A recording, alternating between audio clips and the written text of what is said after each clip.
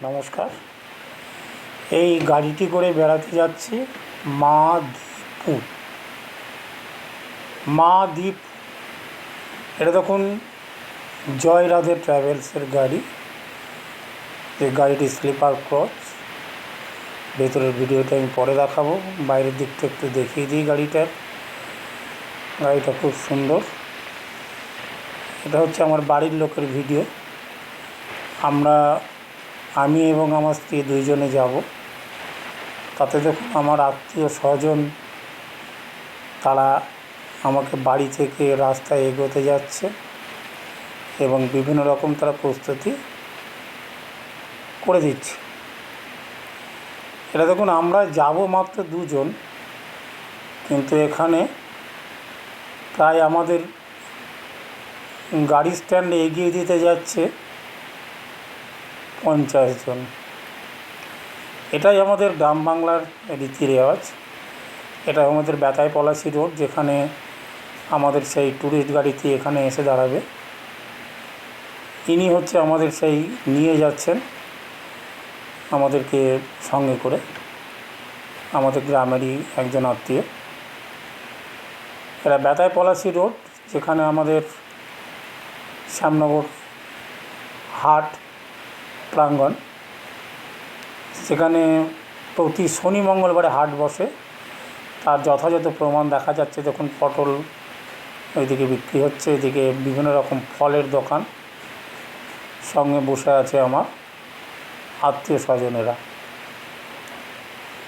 গাড়িটি আসার অপেক্ষায়। গাড়ি আসলে আমরা গাড়িতে উঠে পৌঁছাবো প্রথমে মায়াপুর। মাদীপুর কথাটির অর্থ হচ্ছে মায়াপুর, দীঘা, পুরী। তাই প্রথমে গিয়েছিলাম আমরা মায়াপুরে। তো এই টুরিস্ট বা এই ট্রিপে আমরা গিয়েছিলাম ঠিকই, কিন্তু সময় মতো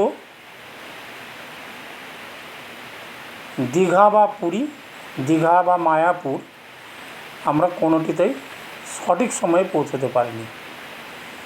যেমন দেখুন, এখানে আমি মায়াপুরের কিছু অংশ দেখাচ্ছি, যেটি সম্পূর্ণ বাইরে থেকে।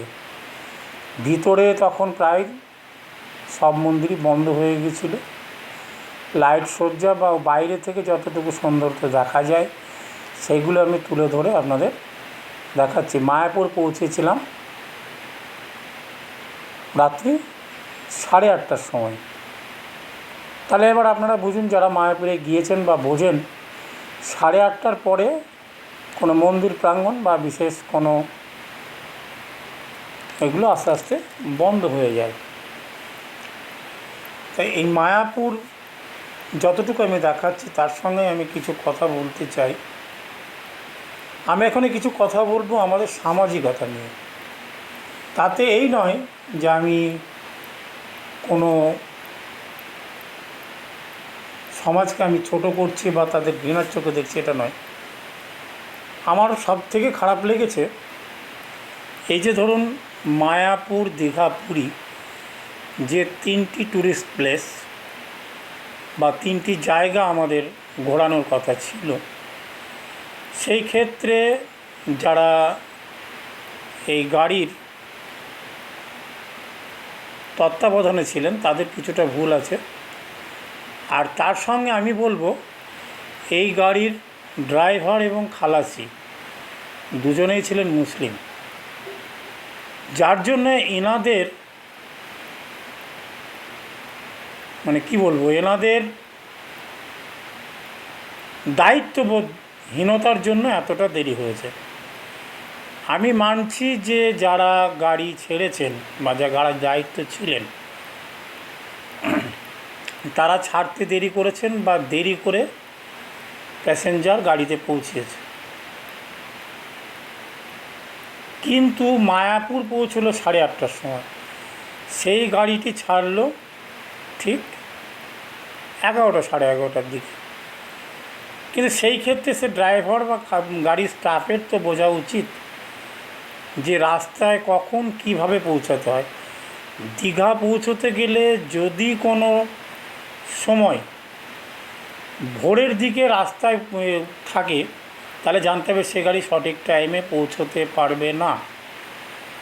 মোটামুটি চেষ্টা করতে হবে দীঘায় ঢোকার জন্য ভোর 4টের মধ্যে ঢুকে যেতে হবে, তবেই সঠিকভাবে পৌঁছানো যাবে। কিন্তু সেই দীঘা পৌঁছলো আমরা 8:30টার সময়। দীঘায় আমাদের কথা ছিল যে একদিন থাকবে। একদিন আর দীঘার কী দেখব? সেই দীঘা ওখানে এসে টিফিন করে খাওয়া দাওয়া করতে করতে প্রায় 10টা-11টা হয়ে গেল। সামান্য যতটুকু যে আমাদের মূল আকর্ষণ ছিল জগন্নাথ মন্দির, সেটা দেখলাম, আর সমুদ্র তটটা দেখলাম। তাও নিউ দীঘা দেখতে পাইনি, ওল্ড দীঘায় ছিলাম।